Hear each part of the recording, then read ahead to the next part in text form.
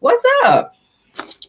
We are back, honey. We're back. We're a little later than normal, but it's okay. I was on a phone call. I was doing a whole lot of stuff earlier. But we're here. We are here. We are here. How y'all doing? How y'all doing? Like Wanda say. How y'all doing? Hey guys, we are back for another video. Hey Rose Armstead. Hey SD Warren. Hey Truth TV Podcast. She's a content creator. Please check her out.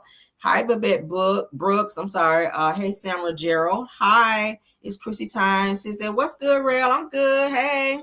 She is a content creator as well. Check her out. It's Chrissy Time. Who else we got? We all coming in quick. Hey KBR. Hey Stacey Lane, Yvette Bell, Yvonne Moore, Q. Thanks for being here. Gail West is here. Frederice Williams is here. Darlene Mungum is here. Shirley Terry is here. Janet Driscoll is here. My mom, Linda Gamble, is here. Sheila Rump is here. Katina McKnight is here. Patricia Peaches is here. Delicia Dismuke is here.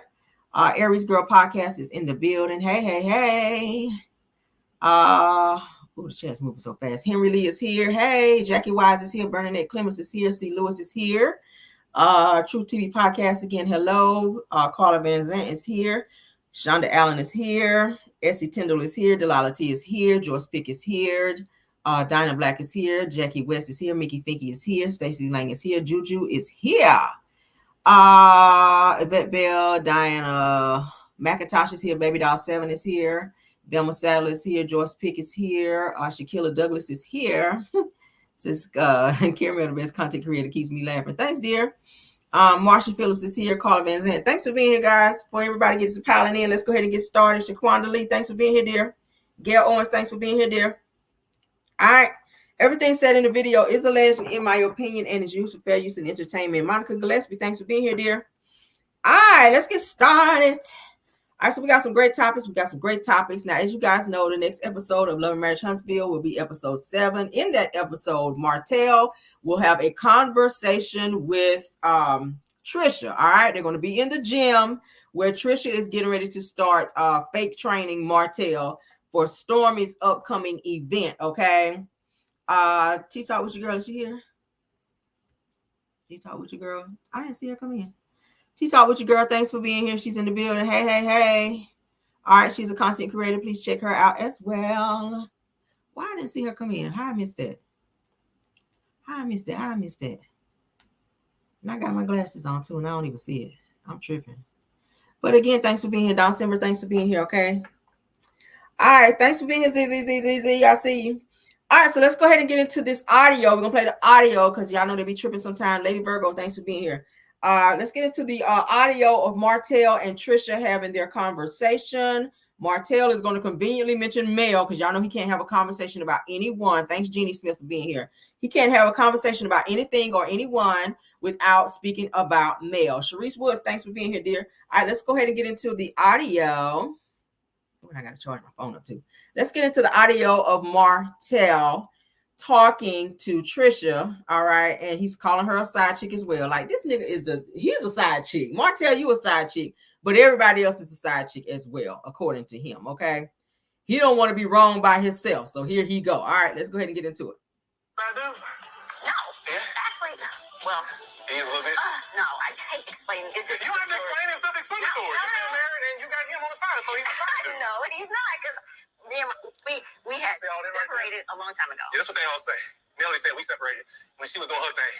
We didn't even talk about divorce. And a side dude? No. Yeah. Got you. All right, so shout out to Shop Reality TV. All right, let's back it back up so y'all can hear it in its entirety again.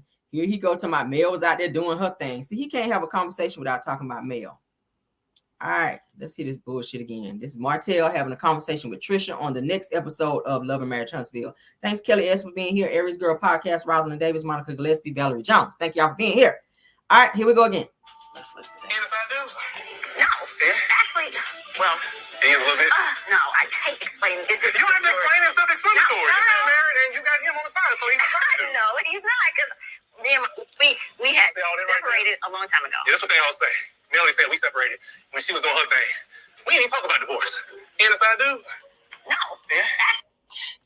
You talking about some Melody was doing her thing. We didn't even talk about divorce. Melody told your ass for 5 years, Martell. Why you acting like you so conveniently now have Alzheimer's and you don't remember Melody giving you chance after chance after chance? She gave your ass 5 years, like she said in her song. She gave you 5 years to cut Ariana off, and you were still seeing her. I mean, excuse me, y'all. My throat is dry. Must be that fan. I'm sorry, guys. But she gave you 5 years, Martell, to get your ish together, and you were still out here on the mess. So every chance you get, you got to bring up Mel's name because you're still feeling a little nostalgic to the fact that she is not taking your ass back. So now you want to be running around. Why is he running around calling everybody's relationships not suitable? Like Martell is the marriage counselor out here. He was calling Mel, he was calling Nell a side chick. Now he's calling Trisha a side chick. Like, Martell, you cheated and had a whole baby on your wife, well, ex-wife now. So, Carlos, why are you allowing Martell to be running around all in everybody else's damn business about their relationship when this nigga was the worst person? Martell, you are known as the worst nigga ever to fuck up your life and your relationship, dude. Like, you are known as the trashiest nigga ever on reality TV, Martell. So you don't have no room to be talking about nobody's relationships, calling nobody a side anything, because you was a side chick. You was a side chick, and you had a side chick, and according to your side chick, you had some other stuff going on. She was saying you had skid marks in the front and in the bike, and y'all know what that mean over here when I say it. All right. She said your baby mama said you had skid marks in the front and in the back. So you need to be focused on that versus worrying about trying to figure out who is out here being a side chick, sir. Because from what your baby mama said, you was out here tooting it up and being swallowed up. Okay, so focus on that shit. Right, quick. All right, let's wave you on out of here. And goodbye. And goodbye. But yeah, that's what's gonna happen on the next episode, honey, of Love and Marriage Huntsville. Martell gonna be over there calling somebody else a side chick when his ass is a whole side chick. Oh, bitter ass. Oh, bitter. You better go get that psych evaluation, okay? I don't know what you waiting for. You already know your ass is crazy. Go and get that psych evaluation, okay, Martell, and leave us alone, sir or sis, okay? Bruh sis. Bruh sis. Let's give you that title. Bruh sis, okay? Because that's how you act. Some days you a bruh, and all the time you a sis. All right, moving on. We're gonna probably be a little petty tonight, okay? All right, let's get on, child. Let's get on with the show. All right, moving on. How y'all doing? Everybody, ladies, how y'all feeling? Fellas, y'all all right? In my Erykah Badu voice. Ladies, how y'all feeling? Fellas, y'all all right? All right, let's get on, child. Let's get on. The craziest person ever, child. The craziest Scott brother got married, honey. The craziest Scott brother that went out here and got married only after a few weeks of posting that Miss Van might be the next Scott. Saying he might make Miss Van the next Mrs. Scott. Now his ass done ran out here and got married with his crazy ass. Let's go and share this, all right? Tisha shared it, so I guess I'm going to share it, okay? Tisha shared their little struggle wedding out here, child. Got married by the sunset. I said, girl, do you know what the fuck you married out here? Do you know this man is taking you back to stay in a treehouse? Did you know that, girl? Did you know y'all was getting married and y'all got to live in a treehouse in the woods? Is that the life you want for yourself? Is that the life you want for yourself out here, sis? Okay? It's so much more out there that you can be doing with your life, girl. Okay? It is so much more that you could be doing. This man is getting ready to marry you, girl, and take you straight the fuck out there to a treehouse, girl. Is that where the reception was held at y'all treehouse out there? Y'all know his ass stay in the treehouse out there in the damn woods. Out there playing with the damn squirrels and chasing all the damn, chasing Bambi ass off up and through the woods. Park Ranger Billy. The nigga's a park ranger out there in the damn woods with his musky ass.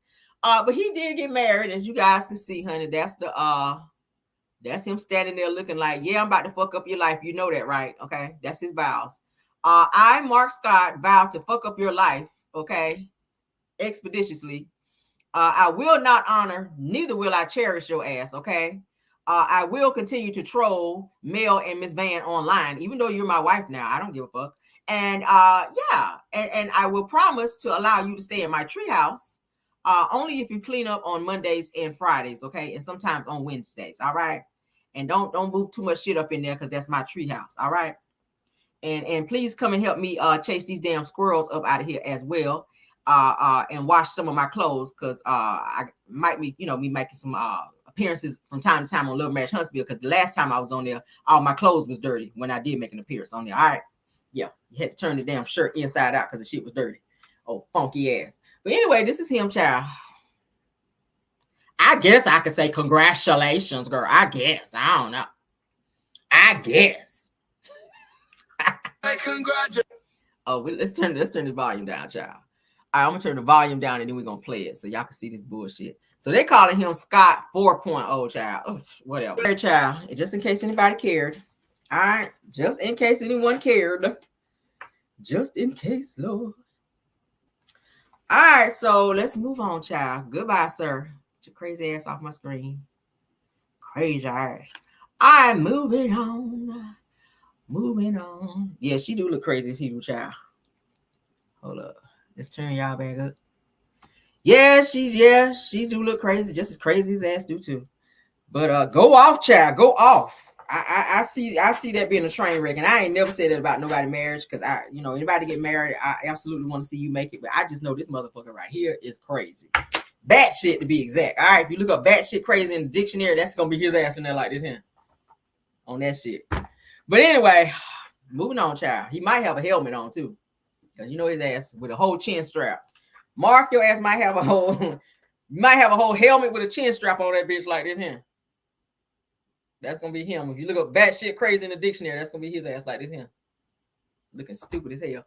But anyway, dear Retalk, thanks for being here, dear. She is a content creator. Check her out. All right, let's move on. All right. Iman Shumpert child is out here complaining about the child support that he got to pay. Teyana Taylor, child. Y'all know the two of them have now announced that they are getting divorced. I just never thought that the two of them. I'm sorry. They said the music was. Yeah, that's why I stopped it. Did y'all hear music? Y'all heard the music? I have to edit it out. It's okay. We know how to edit over here, child. We'll edit it, okay? We'll edit it out. Okay? No worries. We will edit it out. All right, so moving on to the next topic. Thank y'all for looking out, though, okay? Iman Shumpert says that his child support payments to Teyana Taylor should be changed since she makes more money than him. They said that Teyana reportedly makes nearly $90K a month while he makes nearly $50K, okay? It's a hot mess. So you shouldn't have cheated, okay? You shouldn't have cheated, and you wouldn't have to be paying child support, okay? Like, y'all had a perfect setup. She was letting women come into your bedroom. Y'all were having like extracurriculars with other women in your bedroom, and you had to go out there and cheat. Like, how you mess up the setup like that? And now you're complaining about child support. Like, that's child. She was allowing you to have women because she liked women too. But she was allowing y'all to have a woman come in the bedroom. And then you go out there and cheat and F the thing up like that, sir. Let's get into it, child. It says, it's no secret that Teyana and Iman Shumpert shocked everyone after announcing that they would be divorcing after 7 years of marriage. They got some beautiful kids, though. It says that while the shock surrounding their divorce announcement has calmed down, it says that the drama involved in it has not. Now, according to TMZ, shout out to them, it says Iman is now asking that his child support payments be reevaluated due to the fact that Teyana makes nearly twice as much as him. It goes on to say the court documents obtained by the outlet has Teyana's gross monthly income before taxes at $93,885. $93,885, while Iman is listed at $47,981. All right, says if you can recall, in Teyana's divorce filing, she alleged that Iman was jealous of her fame, despite earning more than her due to professional athletes in the NBA. It says, however, considering the fact that Iman hasn't played in the NBA since 2021, it appears that some of those earnings have withered away. Now, it goes on to say that Iman says that he's currently paying $8K a month in expenses for the couple's 2 children. He also goes on to say that he also says that he is willing to pay for major medical expenses. However, it seems like he doesn't want his monthly payments increased and believes that they should be reevaluated due to the pay gap. Okay. I mean, we do want it to be fair. I can say that it should be a fair situation, but you got to think about the fact that she does probably have the kids most of the time, which means she's got to feed them. They have to be clothed. They're probably in extracurricular activities. She has to have a nanny for them. Like, it's a lot of things. She's kind of like a full-time mom now, you know. They need to figure it out. If you want to have it reevaluated, fine, because it should be done the correct way. You should pay whatever you need to pay. But I'm pretty sure whenever y'all sat down with the attorneys or whatever to say, hey, this is what he needs to pay and this is what she's going to pay, they go by what you make. So most fathers do have the shit reevaluated. Go and see if they will. Probably not, because you know their kids are not like our kids who just kind of, you know, they may be going to private school and that costs money to go to private school, you know. Tiana, she's traveling and touring and stuff like that. She has to have an on-site nanny for her children, which that can be very expensive to travel from city to city to city. Okay, while he's just out here dating and doing what he wants. He's already moved on and found somebody. And their daughter, Tiana's oldest daughter, this one right here, she's the one that actually went back and told her mom that during the time that she was staying at her dad's house, that his dad had the girlfriend, her dad had his new girlfriend over there and the girlfriend's child over there. So that's how Tiana was finding out that he actually was seeing somebody else because the girlfriend was spending the night on the nights that he had the kids for his turn. So it's a mess. It's a mess. I hated to see the two of them break up because I used to watch their reality show. They looked like they were so in love. They had such a great dynamic with their kids. So it was just kind of weird hearing that they were having marital problems and that they were no longer going to be together and then divorcing.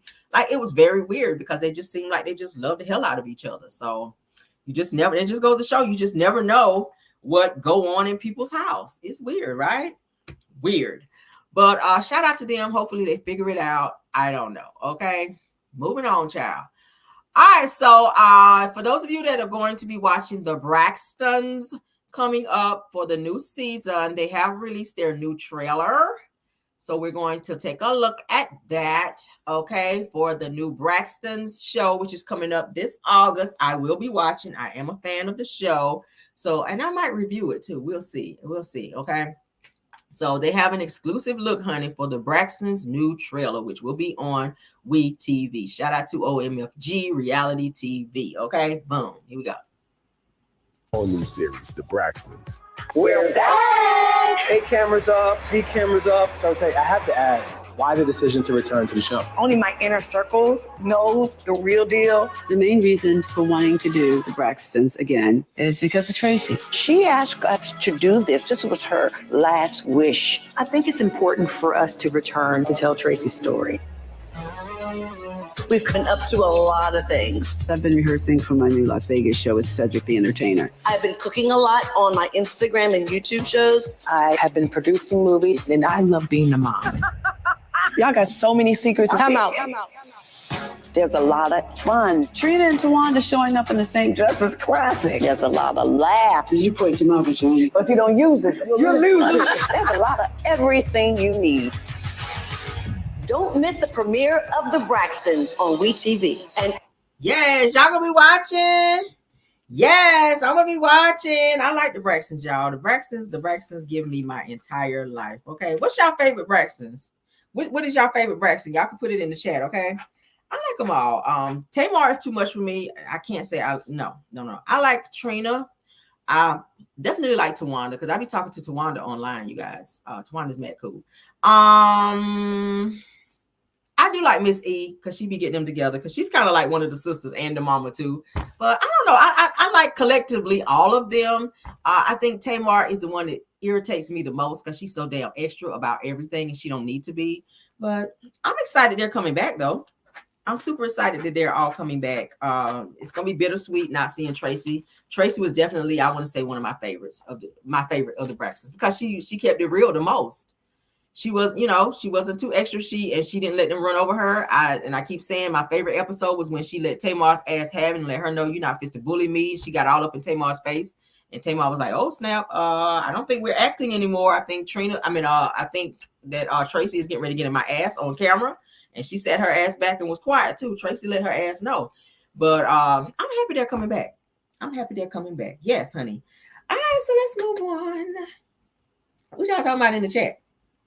Yeah, Tracy was real. Tracy was real. I could not believe when she passed away. That shit was, I'm still sad about that. Still sad about that. All right. So let's move on. So this next topic, let's go ahead and share. Damn, I hate I got to edit my video now. I did not know that the music was still playing. I thought I turned it down. But it's all good. I'll edit it out. Doesn't matter. All right. So this lady is talking, well, this girl rather is talking about, she said that my best friend got pregnant by, she and her best friend got pregnant by the same man. And she says that she found out at her secret baby shower that she and her best friend were pregnant by the same man. Anybody ever been through that? That is some trifling mess right there. She and her best friend found out that they were pregnant by the same man. So y'all boning the same man. Like, is there a man shortage where y'all live, girl? Because that's weird. Okay, I don't think I want to be doing that. Ew, that's too much of the juices being shared. Okay, but let's get into what she had to say, girl. Time on how me and my best friend was pregnant by the exact same man at the exact same time, and I never knew until she had a secret baby shower. So I was dating this dude for like 3 years. Like, we were together for like 3 years, and me and my best friend have been best friends for way before that, like 10 plus years, right? So we end up getting pregnant at the exact same time, and she ends up coming up with this story like she had a one-night stand, she don't know who her baby daddy is, all these other things. And like, you know, once I asked her, like, are you going to keep it? Because I'm never going to push anybody to go to the clinic and send their baby back to God. But I always ask, because where is your mindset? So I asked her, like, are you keeping the baby? And she's like, yeah. And I'm like, okay, like, you're going to be, you know what you can handle, right? So whatever, we both go through our pregnancy. We were so excited. Story time on how me and my best friend was pregnant by the exact same time. We were so excited we found out at the same time. And it's getting closer to like our like 6 month, and it's time to start planning our baby shower.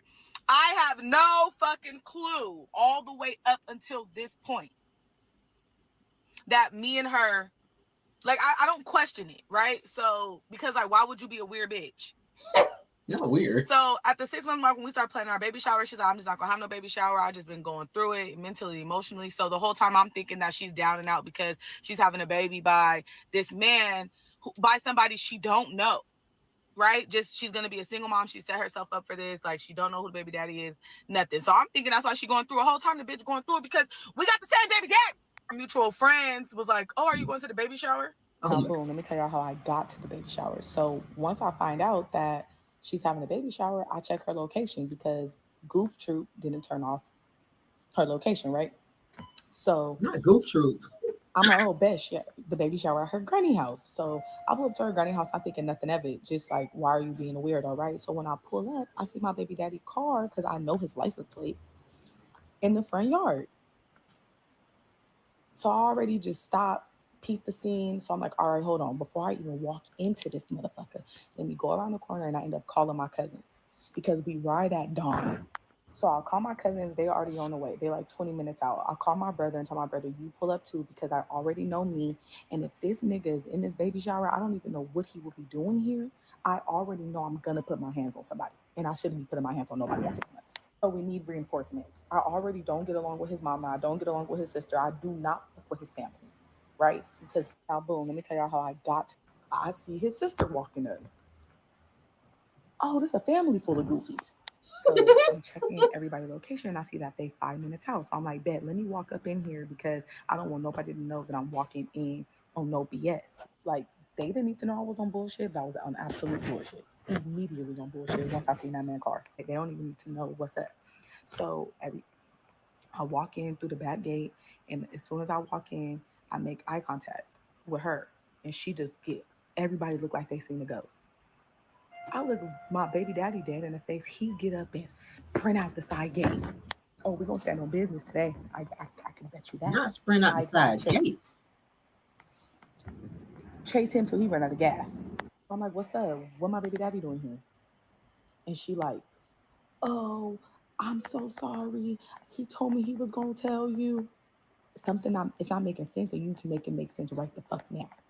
I see his sister walking up. oh, this is a family full of goofies. So y'all, okay, let's go to this. He was gonna tell you something. It's not making sense, and you to make it make sense right the fuck now. So she's like, he told me that he was gonna tell you that we were having a baby. So the first thing I do is swing and hit her in the mouth. So as I'm swinging, because I'm not stopping, she's like, no. So now everybody trying to get me up off of her, and so now my cousins run and they just see that people got me by my arms. Oh, melee. Everybody knew but me. Y'all wanted y'all baby shower theme should have been a circus because it was a bunch of clowns.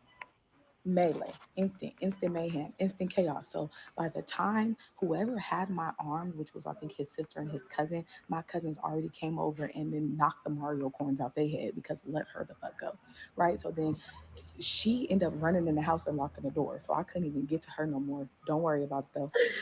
So now I'm outside and he was gonna tell you something. It's not making sense, and you to make it make sense right the fuck now. And one of my cousins got her mama in a headlock because she was over there yapping her mouth. Shut up. His mama trying to come up like, that's me. I suggest you get out of my face because why are you here? And where's your son at? Because I'm going to knock his head off his shoulders like the Volturi did Carlisle. It's psycho, y'all. I don't know where my baby daddy done ran to, and I'm so confused because did you think he was going to save you? I'm about to beat both y'all ass. My family comes from a long line of crash outs. Like, we've never given a fuck. So as we all leaving, I give my cousin my car keys and I hop in the car with my other cousin because I parked up the street and I cannot run. So they have pulled right up into the front of the house. So I hop in the car with my cousin. So I'm calling my brother because he never came in. I'm like, where y'all? He's like, we seen that nigga running out and he hopped in the car. So we chasing him down right now. Y'all, they on the freeway following him. And one of my cousins got her mama in the headlock. Family. So now at this point, I'm already knowing people about to try to start acting like I'm the problem. Like, oh, Destiny was tripping. Oh, she was tripping. She came in here and did all this. So now I'm at home trying to process because I still have not processed everything. So me and my cousins all go to my house and have a family meeting because I hope y'all beat everybody the fuck up that I couldn't get to. And I need to know who was there because I didn't pay attention to what homegirl was there who was just at my baby shower yesterday bringing a gift. She was just at my baby shower yesterday with a family meeting at my house. So now at this point, I'm already knowing people about to try to start acting like I'm the problem. Like, oh, Destiny was tripping. Oh, she was tripping. She came in here and did all this. So now I'm at home trying to. Y'all, that's it. Lord, when she said she was gonna knock the Mario coins out of them, baby. She is a great. I see them put it in the damn comments. She is a great storyteller. When I tell you she left like no details out, she told every damn thing. She trying to fight the mama. She trying to fight the cuz. I'm like, you did say you were pregnant, right? Okay, why is you out here fighting? Like, as soon as you saw his car there and you went in and saw he was there and found out that's what it was, like, yeah, you mad, but you pregnant. You got to protect your baby. Like, girl, do not be fighting and losing your baby or hurting yourself over this nigga. Like, obviously he for the streets. If he's sleeping with your best friend, child, oof, I don't know. That shit crazy. Anybody ever been through that where your best friend slept with your man? Child. Okay, then let me say this. Now you guys are welcome to be here, but we don't do trolls over here. Okay, let's keep it cute. Let's keep it cute, or let's be on mute. All right, let's keep it cute. I'm gonna say it again. Let's keep it cute, or let's be on mute. All right, we don't want no trolling in the chat. We do not want no trolling in the chat. All right, let's be nice. Let's be nice, because I see somebody saying somebody trolling in here. We don't want no troll. Let's be nice, okay? Because y'all know I snap off in here now. All right, but what y'all think about that? That is mad wild, okay? But she is a great storyteller, and baby, she left no stones unturned. All right, I hope that she left him alone and definitely left that so-called best friend alone, because that was not your best friend, girl. It sounded like she was plotting the whole time. And your nigga is trash, okay? That's all I can say. So now y'all gonna be y'all kids gonna be like brothers and sisters now. That's weird. So best friend, brother, sisters is what it's giving. Child, ooh, that's a hot damn mess. Moving on though, honey. That's some ratchet mess there, honey. That's some Mar Povich bullshit right there. That's what that is, child. Oh, Lord. All right, honey, moving on. Lord, that took the wind out of me. That took the wind all the way up out of me. All right, so Camille Winbush, you guys remember her from the Bernie Mac show, okay? She's talking about how she's really had it really bad since the Bernie Mac show stopped. She had to resort to going to OnlyFans, according to her, so that she could make ends meet and make money because she really haven't been doing much since the show ended, okay? So let's get into that, okay? Let's get into that. Somebody said I was reading her a different way. The baby daddy and best friend. Oh, yeah. They are very weak for that. That's messed up. I don't know how I feel about it. I don't have no best friends to be on that kind of bullshit. Like, nah.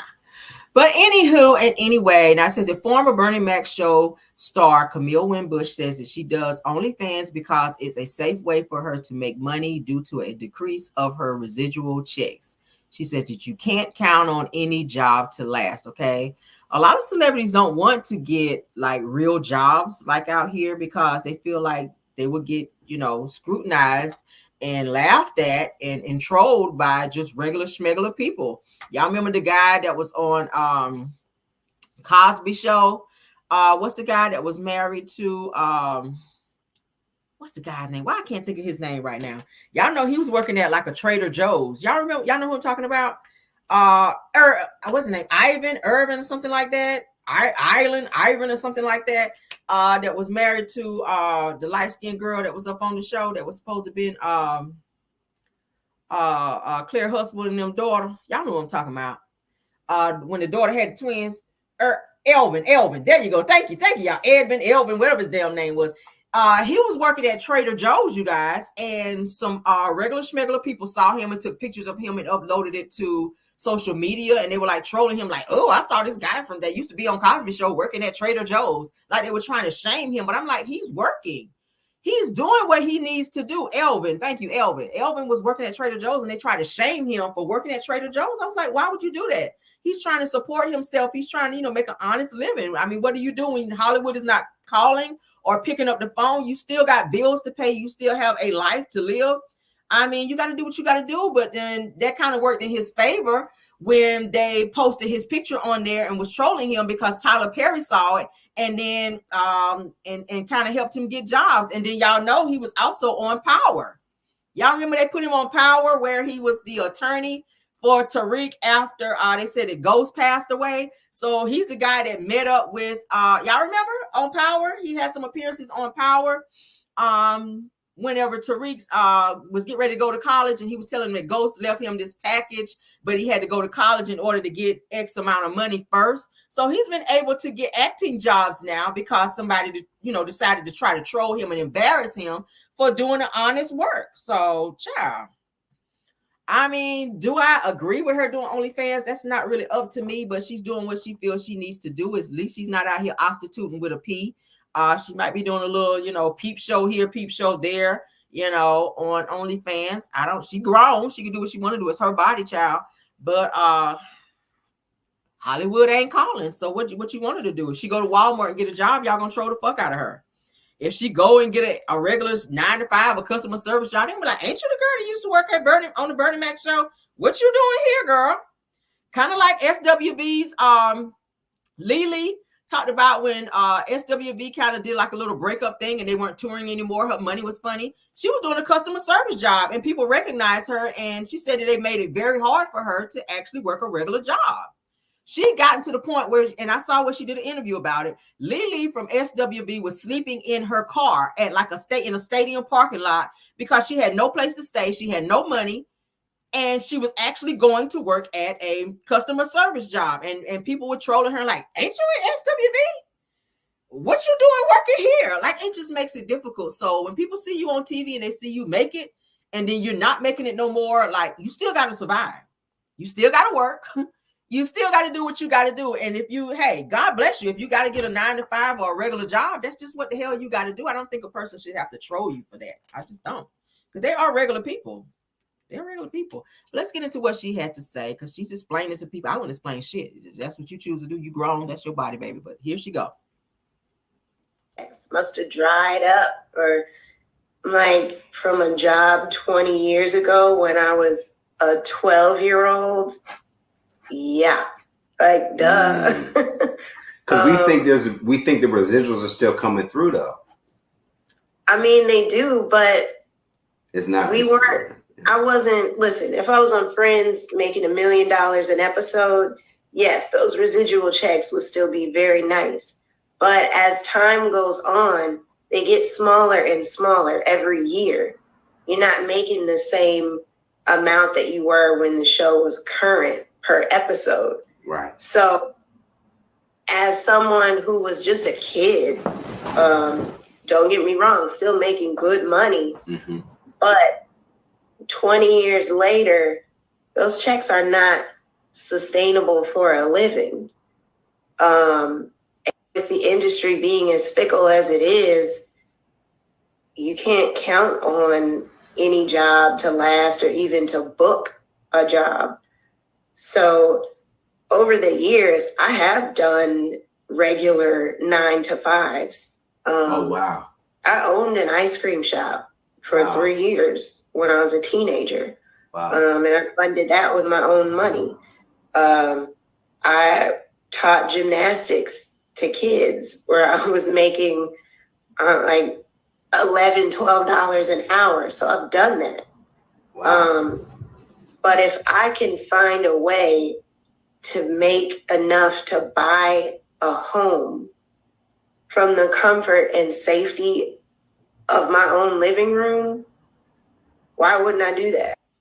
Oh, those Bernie Mac checks must have dried up, or like from a job 20 years ago when I was. A lot of people, I guess she was getting some grievances for trying to work a regular job. She said she worked an $11, $12 job trying to make it. But you have to think about it, when these celebrities are making a certain amount of money per episode, they're making these nice checks, and they go from doing that to working a regular job where they're barely making $11, $12 an hour. That's not going to pay their bills. I'm just saying, because they've become accustomed to living a certain lifestyle within a certain tax bracket, and they're driving Mercedes and Range Rovers, and you can't really pay your taxes and house notes and stuff like that on a regular schmegular salary. So you're going to have to do something in order to get you back up here. You can't be down here and you living up here. It's got to meet at some point in time. So she feels like OnlyFans is her way to do it. If that's what she chooses to do, like I said, she's grown, it's her body. That's what she chooses to do. At least she ain't out here like the other girl that was on, what was it? Was it Family Matters? The one that they say ran back up the stairs and never came back down. She started doing escort work. Y'all know what I'm talking about? The little girl that was on Family Matters, the little sister that they said ran up the stairs, honey, and never ran back down. They said she started doing escort work, I saw. So a lot of them result to having to do things that they don't want to do, that, you know, they may be embarrassed to have to do in order to make ends meet. I mean, I don't judge nobody. Do what the fuck you want to do. It's your body. She's grown. But, I mean, I hear they make a lot of money on OnlyFans, too. Depending on what you're doing on it. If you're willing to show something, child, for a bag, then you get paid. People pay. And you guys can see her right here. She's undressed, obviously. And she's doing what she got to do, child. Doing like a little peep show here. Show a little bit there. And she making money. I know Black China was saying that she made like millions on OnlyFans, doing a little something on there. So shit, there's a lot of people on OnlyFans. I mean, hell, that's what that school teacher was, where they said that she had the cellulite and the pubic hairs everywhere. Y'all remember I showed y'all that live with they were saying that they saw the video at the school, and then we found out that her ex-boyfriend actually leaked the video of her being on OnlyFans over there, bent over and showing all her unmentionable. She was on OnlyFans. So people are making a lot of money on OnlyFans. So I judge nobody, child. Get your money, honey. I ain't even judging. Get your money, honey. All right. If you need to go on there and bend over a couple times and show a few cheeks or whatever, child, and a few pubic hairs, baby, get your money and pay your bills, okay? I ain't about to judge you. I sure ain't. I ain't gonna do it, and I damn sure ain't gonna troll you for working a regular job. Do what the fuck you need to do out here. Because ain't no, hey, it's all funny games till they turn them lights off. While you trying to appease people, say, I ain't getting no regular job. Okay. Them lights off and ain't no food in that refrigerator, that shit'll make you go get a real job. Like, no cap. All right.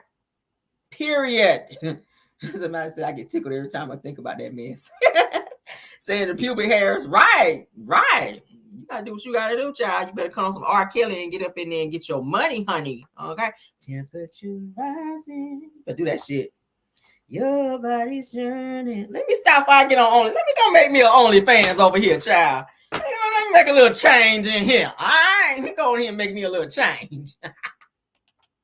Let me stop. We ain't gotta do that. We ain't gotta do that. We good over here. We good. All right, so let's move on, child. I don't know who auntie this is, but she done called the popo up over there, y'all. Her ass done fell straight to hell through the screen door trying to talk to the popo, and even the popo even had to laugh. I said, baby, what was you in there on that Don Julio? Was you in there drinking, sis? Because it's given that you was a little drunk when you came up out of there trying to fail your ass up through the damn screen door all up in the bushes, girl. Let's go and show this shit, because, baby, it was funny. All right, so let's get into it. Which one?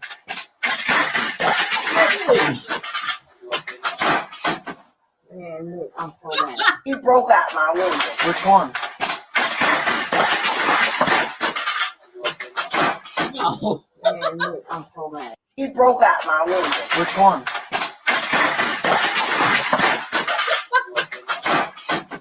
Man, look, I'm so mad. He broke out my window. Which one? Drinking, y'all. Man, I want some of that. He broke out my window. Which one? Baby. Man, look, I'm so mad. He broke. He broke out my window. The cop said, which one? Like, damn, you done tore out the whole front door. You worried about the window and you ain't got no damn front door, sis. Oh, Jesus. Out my window. Which one? Why, y'all? Why? He broke out my window. Which one? Why is she in the bushes, though? That shit just laying there. He broke out my window. Which one? Get up. All in the plant time. Lord, you done killed the plant, Lord. He broke out my window. Which one?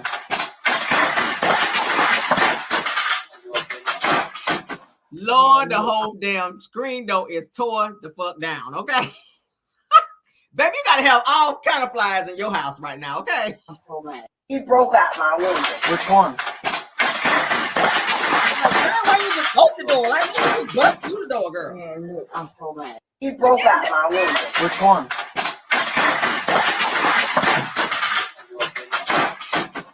Man, look, I'm so mad. It's the cop saying which one, okay? And then she just tear out the whole front door. How you calling the cops because somebody done bust through your damn window? Obviously, somebody broke in her house because she said they bust through the damn window. Look at the cop scratching his head like, bitch, now I'm here for a window. Now we got a fucking door. Like, what are we doing? Girl, what kind of grank, like Wanda said, what kind of grank you been granking on over there? Damn. He broke out my window. Which one?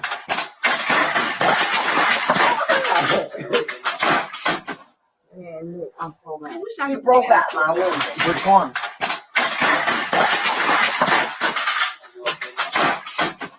Man, look, I'm so mad. He broke out my window. Which one?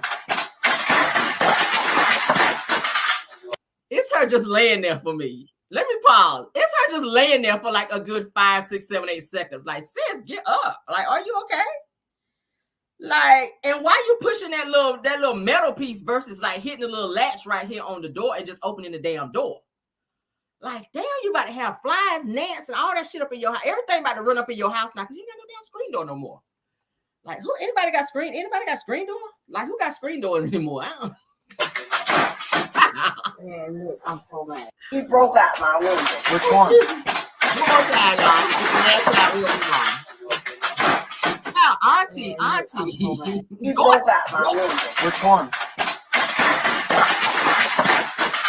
Oh my God. Like, fell straight to hell through the front door, Lord. Jesus, y'all. Who auntie is this? Lord, now he got to do 2 police reports, one for the damn window and one for the goddamn screen door, Jesus. Thanks to you and your drunk ass auntie. Oh my God. Oh, let's move on, child. So I said I'm weak. Yeah, they got to do 2 damn things now because auntie with her drunk ass done fell straight through the damn door. Lord God. When I saw that, baby, I had a kiki. I got a good kiki off that. And baby, I played it over and over and over, and it was still funny, just like I'd never seen it. Oh my God. Child, child, she would tow back. Okay, 3 shades in the wind, baby, and just lay down there in the shrubs. I was like, child, get out them shrubs, okay, and get this police report up and moving.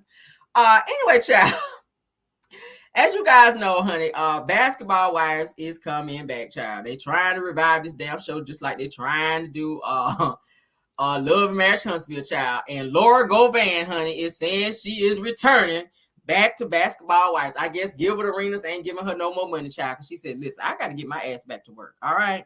Y'all know she been fighting with Gilbert Arenas for the longest about child support and all this. He done took a little engagement ring back. He done gave her. We done talked about that. So she taking her ass back to the show, child. Y'all know Laura, her other sister, what is it? Well, she's Laura. What is he? Yeah, that's Laura. What's her other sister's name? Gloria. I don't think Gloria gonna be back on that, child, because she done went and married her fiance, Matt Barnes' best friend up over there, child. That's a ratchet mess. When I saw that, I said, child, how you up and marry your husband's best friend, girl? Or your husband's friend like that, girl?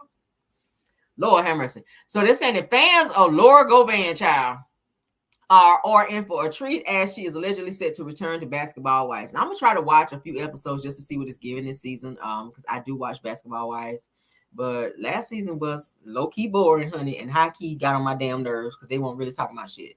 But they said that the Jasmine brand, honey, shout out to them, exclusively reports that that fans can allegedly expect to see Laura Govan come back to VH1 reality show this year.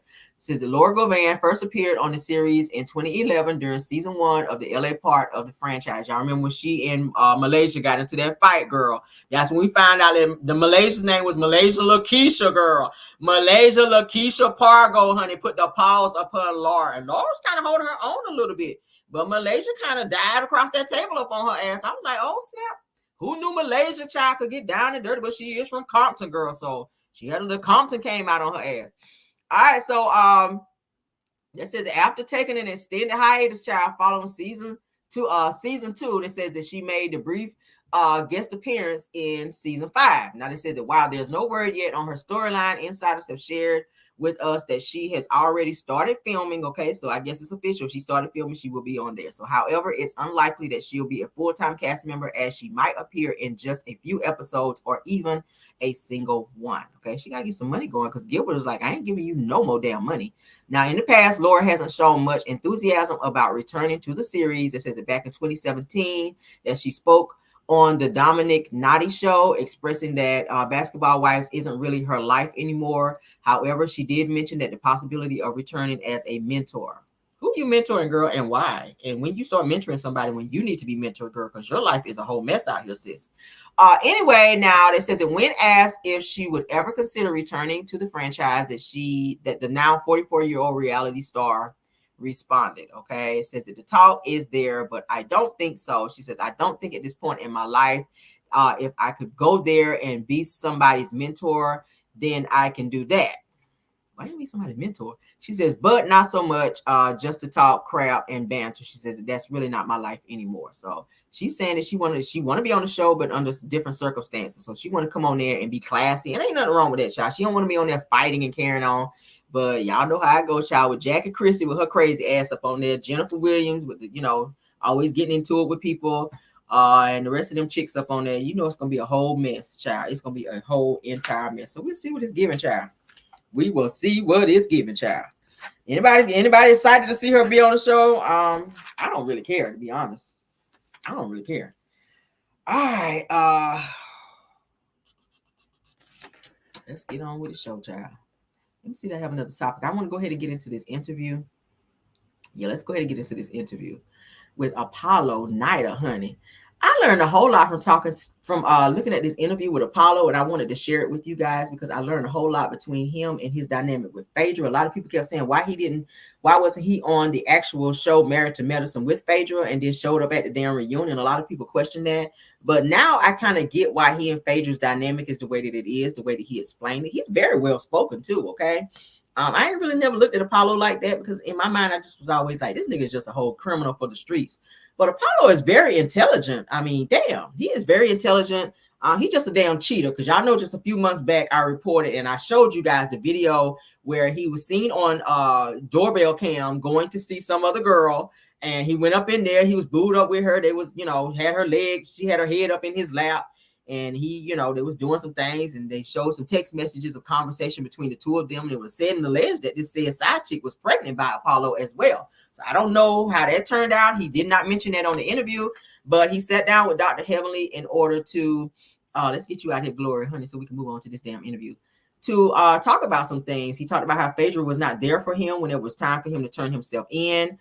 He was more upset about having to go to prison because he was going to be away from his two sons that he shares with Phaedra. So let's go ahead and get into this damn interview. Shout out to, I guess, Dr. Heavenly Kimes, because that's where we're watching it from. Okay, I'm going to go ahead and make it bigger so that we can see it in its entirety. All right, let's go ahead and let it. Yes, child, a cheater and a criminal. This nigga committed every fraud that you can damn think of, and the ones that they ain't even made up yet. This boy here is a hot damn mess, but he is smart as hell. You can tell just from how he talks. All right, so I guess his wife Shireen decided to stay with him.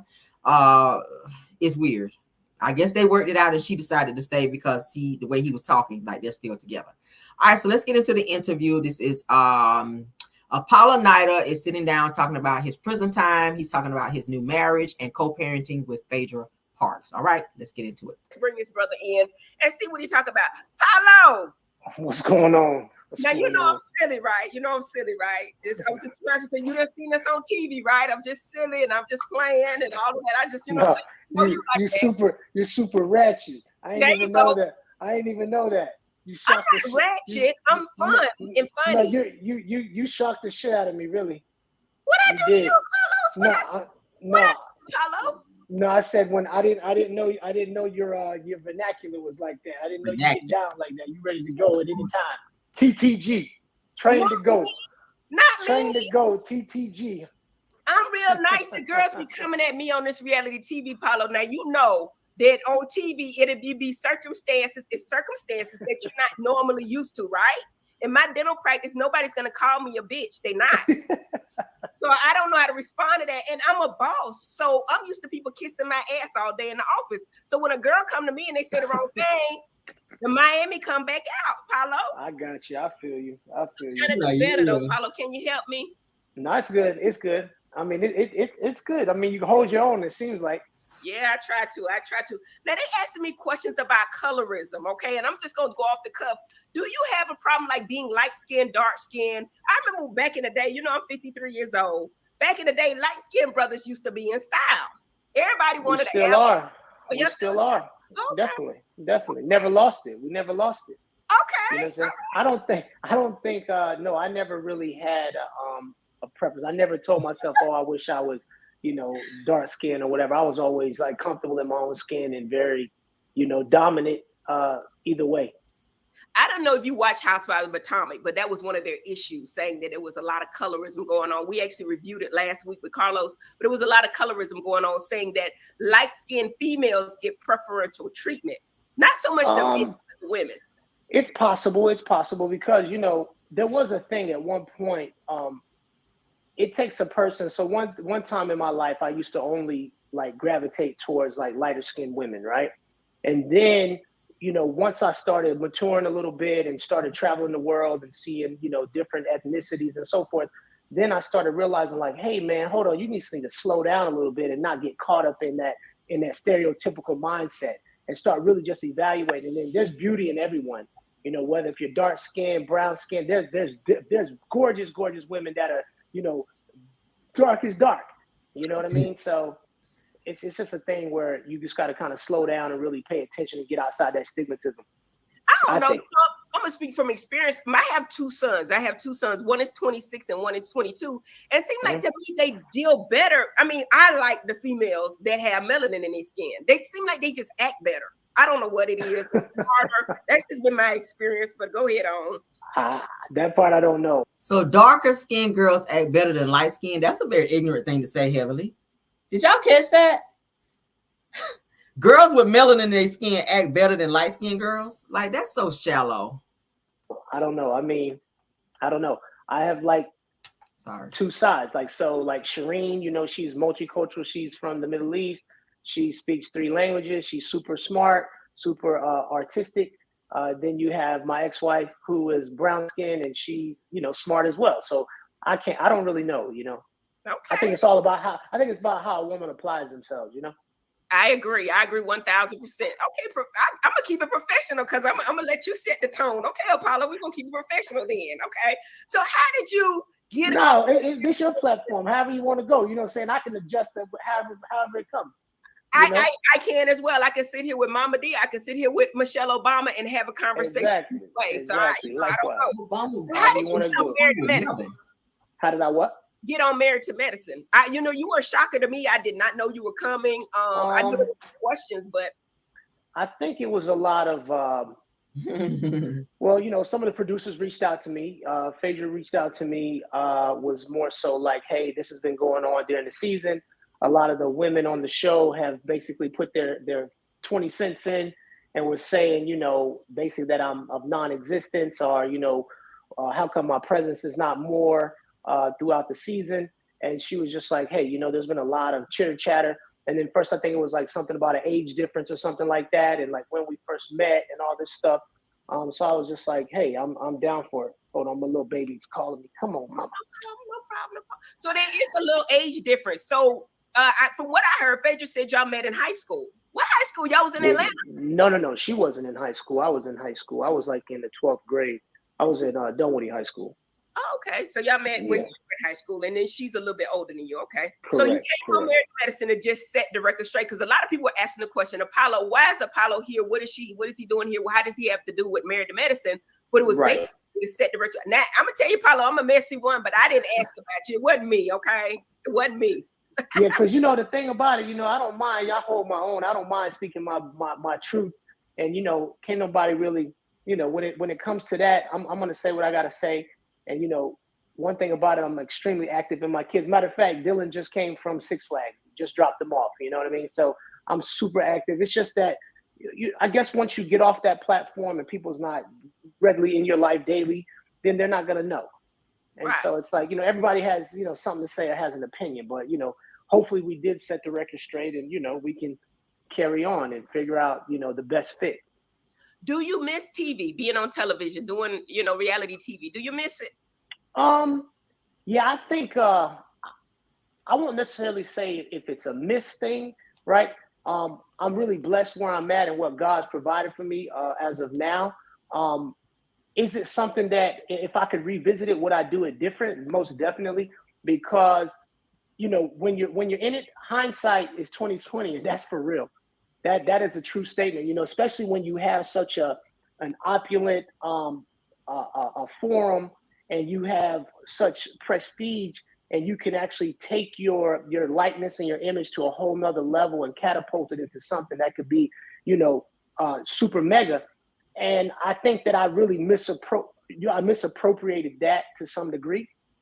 Just looking back at it from a business standpoint, I misappropriated that. And, so to say if it's missed, if the opportunity presents itself again, I'm definitely going to jump in there and handle it totally different, I actually enjoy it. A lot of people say, the reunions are stressful. I'd rather enjoy it. Maybe something wrong with me, Apollo. I don't know. But one of the questions that the people wanted me to ask you is like, okay, after your divorce, some people on our show, once they got a divorce, they say their DMs were popping on social media, right?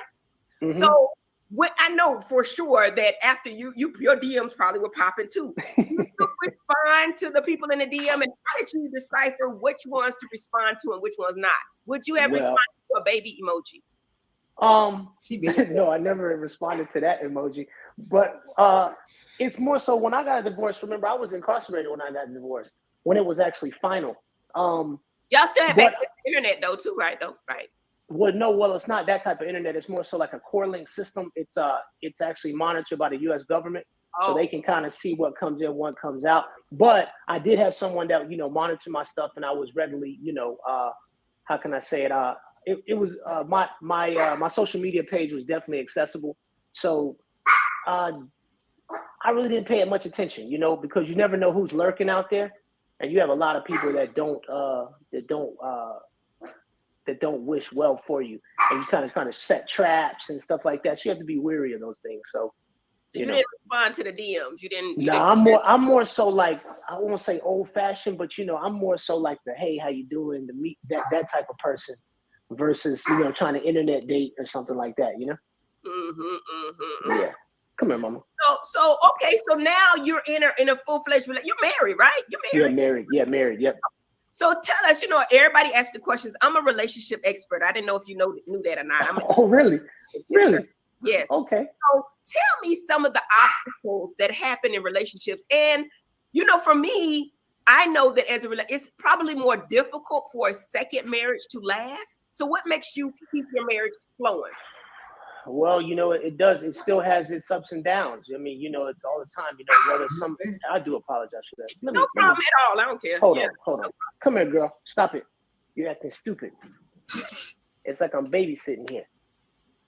You're acting real crazy. She knows where her treats and stuff are at, so she's going on her little thing. But no, I think it's more so. We still have our ups and downs, and I still, I'm still at fault for a lot of things that, that transpires in the relationship and stuff like that. But it's like, she was in a marriage before. I was in a marriage. You would think that we both take what we have learned in the past and we apply that and we just try to make it better so that we don't falter because, the divorce rates are at all-time high. And everybody is either insatiable or it's like, it's just other things that come into the equation that just make it not want to work, And you think, and you sometimes in relationships, you think, because y'all been married for a long time and, you think that this is the right fit. But then, as there's people, since you say you're the expert, relationship expert, then you think about this. Everyone has like a past and everybody has tumultuous situations that they've endured from their past. So you could be in a 10-year relationship and the next thing you get out of it and you're like, whoo, I'm glad I'm out of that. 5 years into being, free or necessarily being single and you're just kind of, dating sporadically. And then once you do decide to get into that new relationship, so many other things start to peel back and you start to think back on, okay, some of those triggers and some of those traumas that could be elements that this new person that came into your life has started to, unravel within you. And then you're trying to figure out, well, damn, is this person just like the other person or was it something that I didn't deal with way back in the day, So we just kind of learned from that. And it's, for me, I feel like it's still just growing. It's like, there's no manual as to, relationships. There's no manual to be a parent. You just kind of take the first child that pops out and you kind of roll with it. And you just try to figure out, just take it as it goes and try to make better and try to cultivate. But for me, I'm learning a lot about myself in this, second marriage and just things that I'm, we grow, we live and learn every day and you grow daily. But for me, long story short, one thing about me, it's like just learning the elements, like what prison has done. I'm like super desensitized to some degree. Not standoffish, but like my emotions, I'm trying to learn how to put the emotions back into it and be more sensitive because we have a daughter, and sometimes I'm not as, I might be too stern with her. In my relationship, they're really cultural and, they're still with the mother and father still married to this day. So, I have to learn how to be more loving and more genuine per se when it comes to that. But so can I ask you some real questions? Like, were you afraid when you went to prison? Like, I ain't never been to prison. Like, is it scary? What is it like? No, that's the thing. I've been there. I've kind of been there, done that, and you kind of just what kind of question? You just got to be tough. That's the thing. You got to be tough. Your no is no, and yes is yes. But one thing about it, what I learned was accessibility. And for a lot of people who's ever chiming in accessibility, that can either come back to haunt you still, even in society. When you're too open with people, you're too accessible. People can either take advantage of you, try to use you. People can cross the boundaries. And so when you are accessible like that, people get comfortable. And that's the thing, comfortability. I never would allow people to get comfortable with me and feel that they had accessibility to me. I always drew that line somewhere where it was like, okay, like for example, when people are, they fraternize in there or they're, associates or whatever, and they're super comfortable, people might cross the line and go in someone's locker or go, grab someone's stuff and stuff like that, just because, oh, that's my homeboy or something like that. Nah, I didn't play those games. I never had those situations because, it gets real murky fast, real fast. Like it goes left, it can go left, you know, and I've seen it happen so many times. So being scared, no, not scared, having self-awareness and just being, you know, I'm from the city. You weren't afraid at all. You just walked up in there and said, hey, you know what, I'm Apollo, it is what it is, what's happening? Well, I mean, you know, I've been in these streets for a while, and a lot of people respect me, and a lot of people know me. So that carried a lot of weight, you know. A lot of people know that my reach is pretty far, you know, and I can go, you know, so many different places, so many different boroughs, and you know, I don't have any issues with anybody, and people respect me, I respect them. So, you know, that carried a lot versus someone who's just some, you know, guy off from TV, off the streets, so he's just from TV. You know, it might have been different, but people resonate with me from a different side of life versus just being on TV. So what advice would you give to somebody who came out of prison that's an entrepreneur that wants to get their life back together? What advice could you give? Because a lot of times you can't get the loans, right? Or it might be that people won't give you a second chance, right? It seems like you're connected because right after you got out, it seemed like you were on top from the very beginning. Like that ain't like that for most people, you know? Yeah, I think that's a great question. I'm really glad you asked that question. And you know, that's funny you said that because out of a lot of all my interviews, no one asked that question ever. So just to expound on it a bit, it's very difficult for people just having that blemish, being a convicted felon. It's extremely hard depending on the parameters that are set, whether if you're in the state or if you're federal. For me, it was federal. So if you have like a JOC, that's like a judgment of commitment. It has parameters, you know, it has bulletins of what you can and cannot do. You know, you have people based on their crimes that might not be able to, you know, have a bank account or have, you know, lines of credit, or people who can't, you know, for example, can't get a car. There are people who can't be on the internet. So there's so many parameters that and guidelines that can prohibit people, especially when you're in the federal system. So moving forward, yes, it is difficult, and it's like being in mud.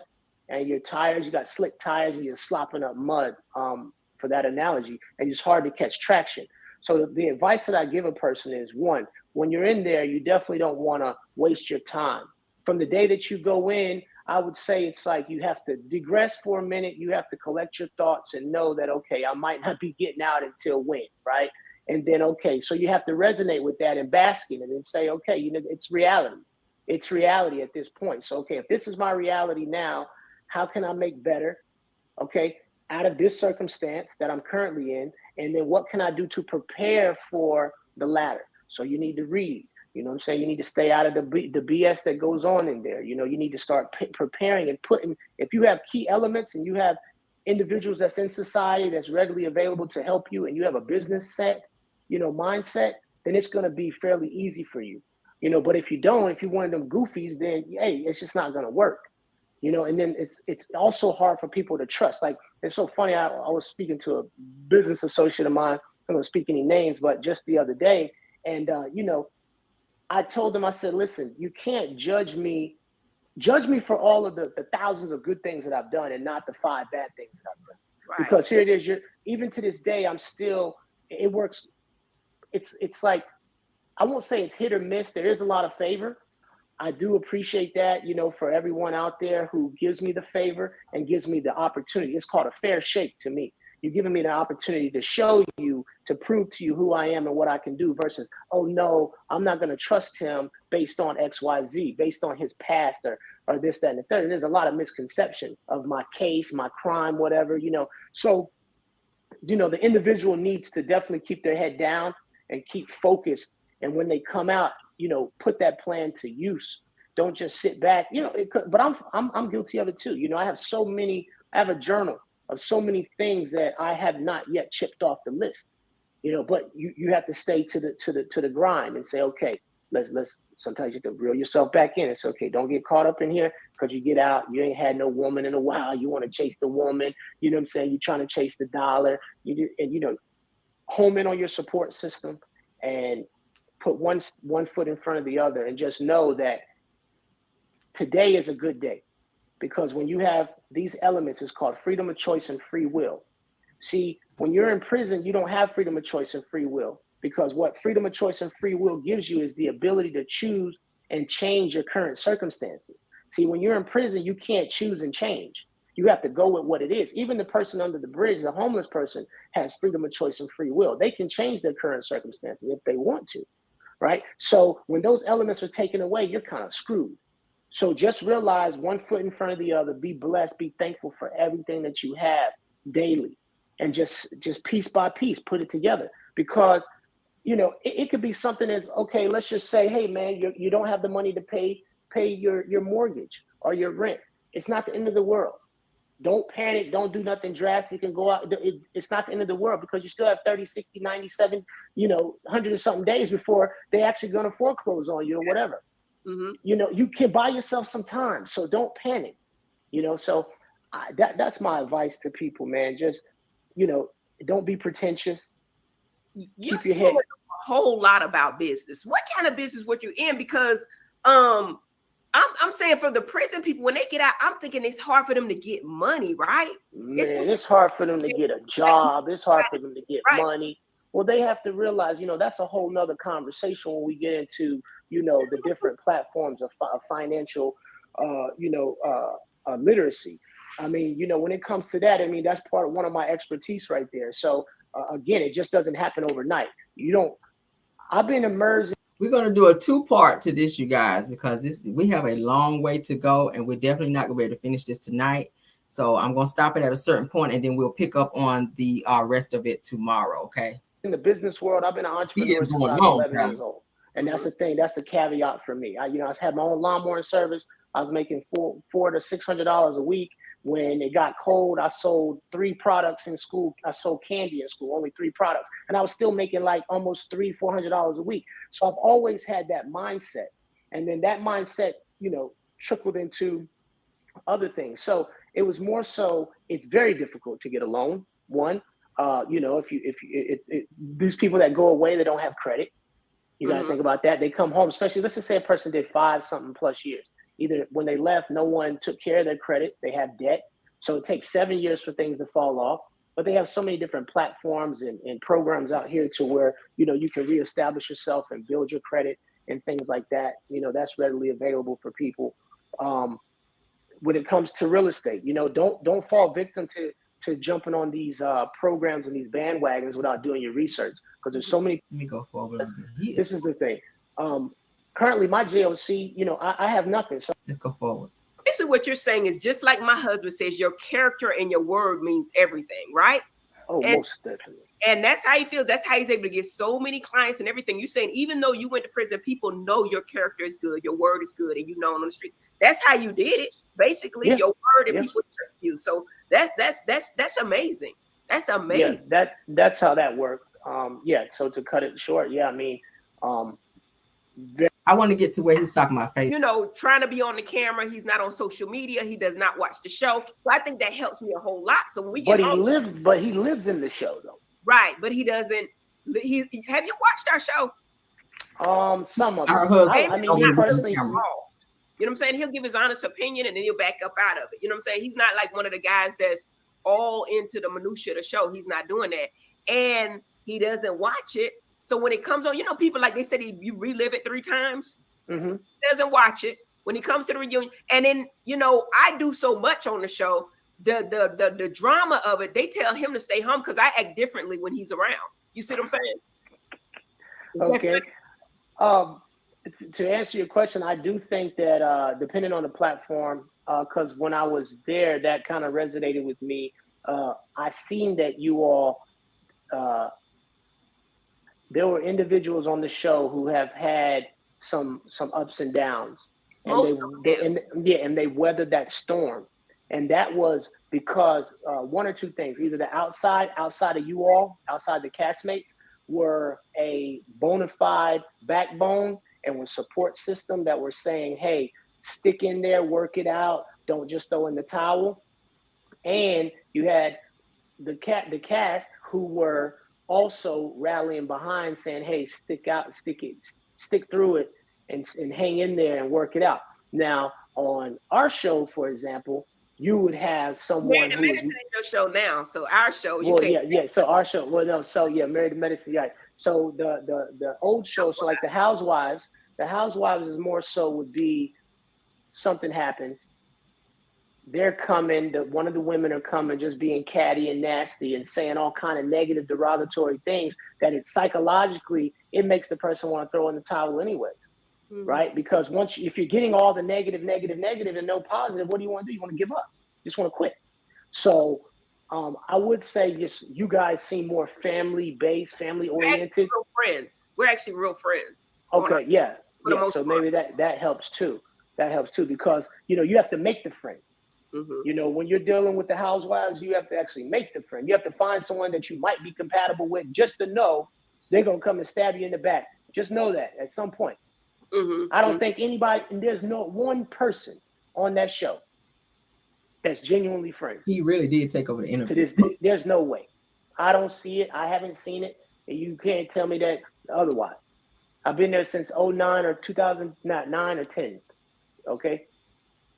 Any regrets of doing reality TV? Do you think it ruined your marriage? Do you think it led you to wherever you're at now? Or do you think it helped you in any way? Well, it helped as far as notoriety and, given a platform and an opportunity to make a change in my life and to have a legacy or, something to build off of. It definitely helped in that aspect. Regret, I think the regret would have been, my biggest regret would have been, I wish I would have been more astute in the beginning with the paperwork and everything, just with contractual obligations and so forth with the likeness and image situations. You have to wake up. Brothers and sisters have to wake up when you're on these platforms and so forth, because, those contracts it's a major deal.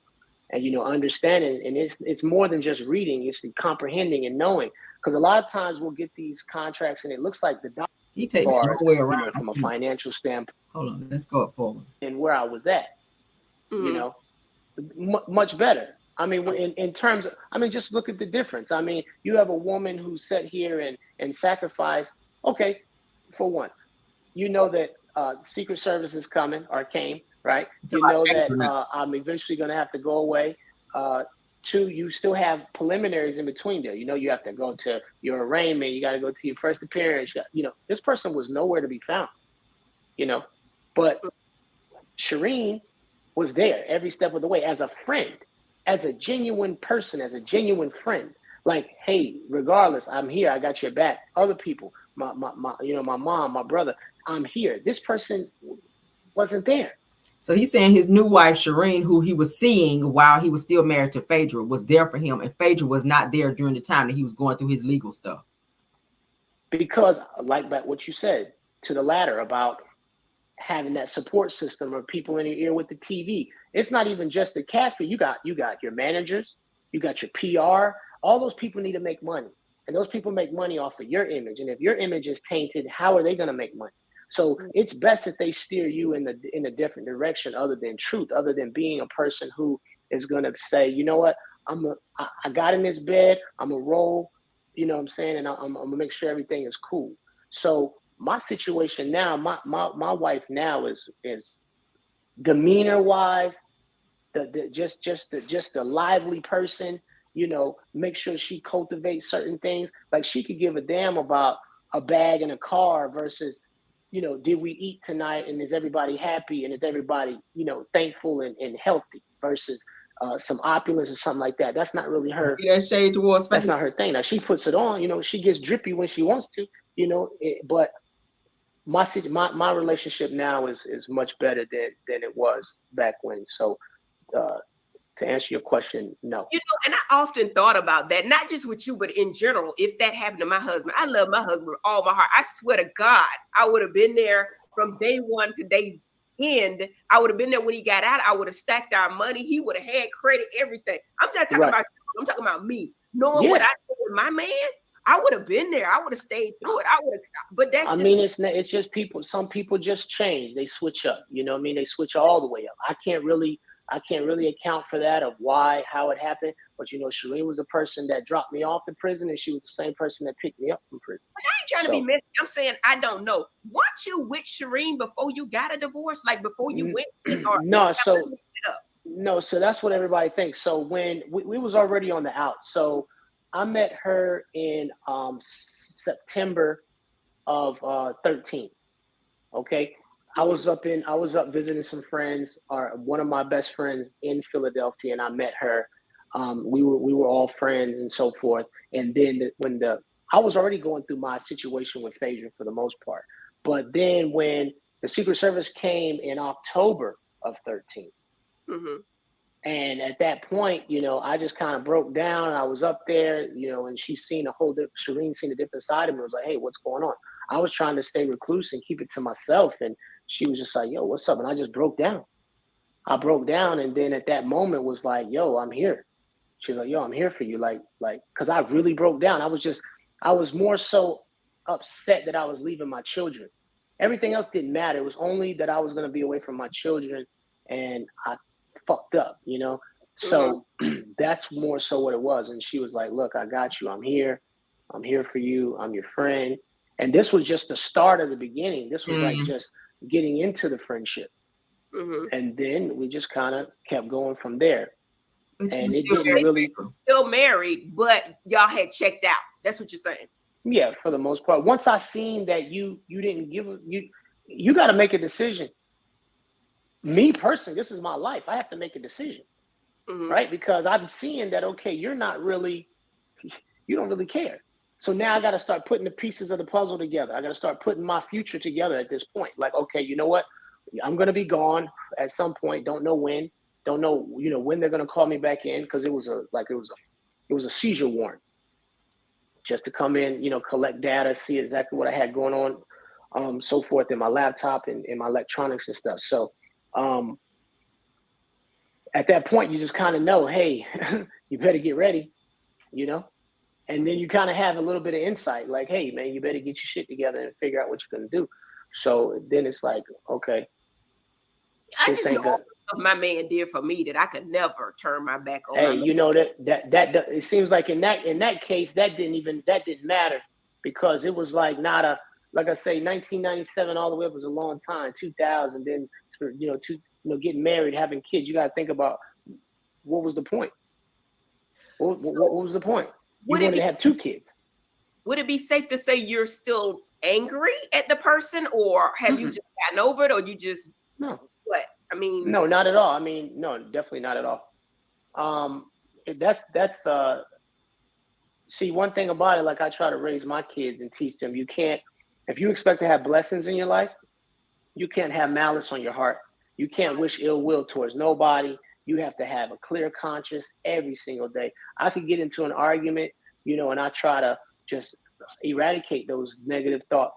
That's the importance of, like, moving forward, putting one foot in front of you, because I know that God don't bless that. God don't bless that. So no, I don't have any, I wish her nothing but the best. I don't have any type of ill will. I mean, there's things that she needs to change. She still has certain, I tell her to her face, like, there's certain, her demeanor, there's certain things that she needs to work on that will make you whole, make you a better person. It might make you feel better too. Might make you feel better with inside yourself, I'm thinking back to the reunion, and when you came in, I mean, you are a manly man. You're not sassy like everybody said. Some of the other men may be. It seemed like you came there to have her back. I was glad that you were there, because there was a male dominant figure standing behind her. It would seem like you were almost there for her, and I'm thinking like more so a love as the mother of your children. So it seemed like you were very supportive, if you will. Yeah, so don't be misconstrued by what I'm saying. You have to compartmentalize. You have one situation that is factual and truth, and having someone's back or being supportive, is another thing. Like the fact that it's the mother of my children and so forth, I still have to respect the woman. She's the mother of my kids. She bared the birth of my children.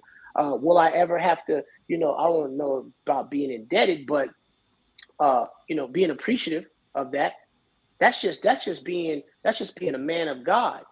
That will be like slapping God, creator, in his face, like not even being thankful for life, because that's a thing. All women should be, that's why I said about trying to get out of the latter part I was saying earlier about getting out of being desensitized to some degree and loving more. Every woman should be respected, and so forth. So, but I feel like, yes, I respect it from that aspect, and yeah, I did have her back when it came to that. I mean that, and I would, regardless. That has nothing to do. I can compartmentalize my feelings anymore. That has nothing to do with what took place, and I don't continue to throw it in your face. It is what it is. You have to live with that. There's no way in hell if you've done someone wrong, or if someone has said you've done them wrong, and let's just say you've never addressed it, that you don't contemplate on it. Mm-hmm. You have to. It's inevitable, and you have to live with that. All right, so we're gonna end it there, guys, and we'll pick up where we left off tomorrow, okay? Because it's getting a little late. I still got to get my show ready for tomorrow, okay? Hopefully you guys enjoyed the video tonight. If so, please don't forget to like the video, and please don't forget to subscribe to the channel if you've not done so, okay? Thank you so much for all the content creators that joined us in the chat tonight. Aries Girl Podcast, Deary Talk. Who else did I see? Chronicles with Kim K. I think I saw her in here. Who else did I see? If you're a content creator, please let me know. I'll be happy to shout you out. Thank you, Linda Gamble. Thank you, Bill Wilson. Thank you, Tyra, for being here. Thank you to all of the content creators that joined us tonight. And thank you to all of my mods as well, okay? True TV Podcast, thank you for being here as well, dear, okay? She is also a content creator. Please check her out.